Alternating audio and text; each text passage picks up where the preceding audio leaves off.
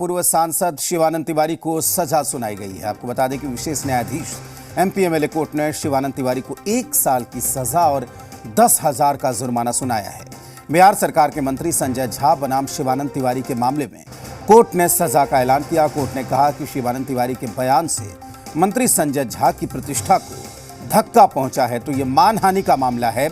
संजय झा बनाम शिवानंद तिवारी, और ये कोर्ट ने माना, एमपी एमएलए कोर्ट ने, कि शिवानंद तिवारी के बयान से संजय झा की छवि को धक्का पहुंचा है।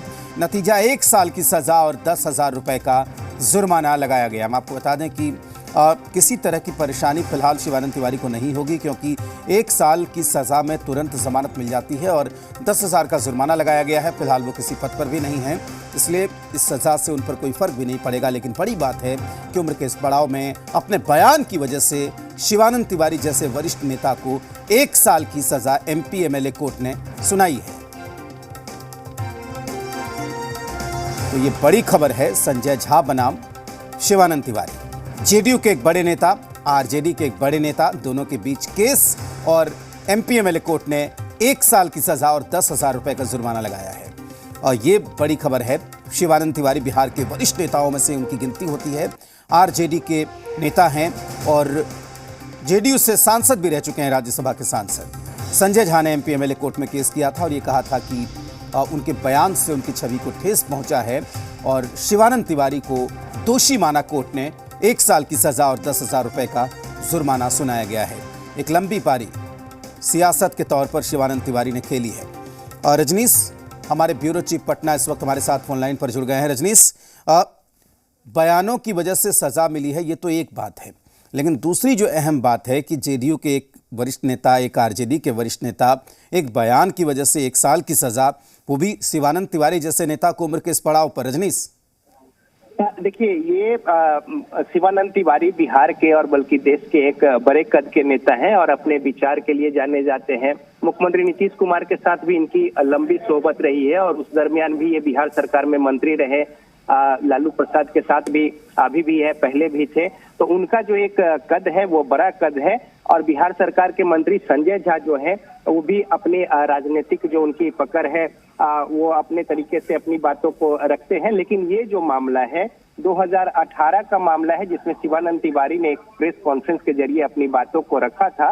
लेकिन इस बात के खिलाफ में, चूंकि इससे उनकी इज्जत प्रतिष्ठा पे बात लगी थी संजय झा के अनुसार, लिहाजा जो एमपी एमएलए कोर्ट है वहां पे उन्होंने मामला को वो ले गए और एक लंबी प्रक्रिया जो है गवाही को लेकर या सुनवाई को लेकर चली है। और अब इसमें जो फैसले आए हैं वो संजय झा के पक्ष में आए हैं और इसके अनुसार शिवानंद तिवारी को 1 साल की सजा और साथ ही साथ 10,000 रुपए जुर्माना जो है वो लगाया गया है। कोर्ट ने माना है साक्ष्य के आधार पे शिवानंद तिवारी के कहे जो बयान है उसके अनुसार संजय झा की जो इज्जत है उस पे बात लगी है, धब्बा लगी है और उनकी सामाजिक जो प्रतिष्ठा है उस पर आँच आई है और इसको लेकर ये निर्णय जो है वो सुनाया गया है।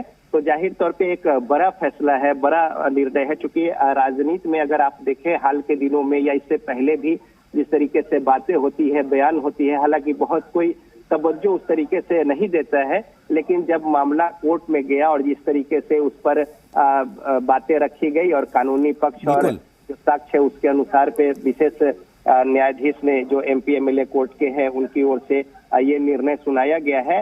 अब 30 दिनों के प्रोविजनल बेल जो है वो शिवानंद तिवारी को मिले हैं। इस दरमियान उन्हें ये मौका होगा कि वो हाई कोर्ट में अपील कर सकते हैं। ठीक है रजनीश, रोकना चाहूंगा, इस वक्त मधुकर आनंद वकील हैं, वरिष्ठ वकील हैं, वो इस वक्त हमारे साथ जुड़े हुए हैं। मधुकर जी, ये क्या है पूरा मामला और कोर्ट ने क्या कुछ कहा है? शिवानंद तिवारी जी के द्वारा एक स्टेटमेंट दिया गया था विच वाज जो डिफेमेटरी था संजय झा जी के अगेंस्ट, और उसके बाद संजय झा के द्वारा एक डिफेमेशन का केस लाया गया था, जिसमें आज न्यायालय ने शिवानंद तिवारी जी को दोषी पाया है और उनको 1 साल की सजा और 10,000 रुपए के जुर्माना लगाया गया है। और इसके अलावा उनको अभी प्रोविजनल बेल दिया गया है ताकि वो अपील फाइल कर सकें सेशंस कोर्ट में, और बिल्कुल अभी वो 30 दिन के प्रोविजनल बेल पर है। मधुकर जी, 1 साल की सजा को देखते हुए आगे जो कानूनी लड़ाई लड़ेंगे शिवानंद तिवारी, उनमें उनको क्या परेशानी हो सकती है? उनको अभी अपील फाइल करना होगा। अपील में अगर उनका बेल कंफर्म हो जाता है, प्रोविजनल बेल, तब तो कोई दिक्कत नहीं है। अगर उनका अपील में प्रोविजनल बेल अपील में प्रोविजनल बेल कंफर्म नहीं होता है तो उनको जेल जाना पड़ सकता है।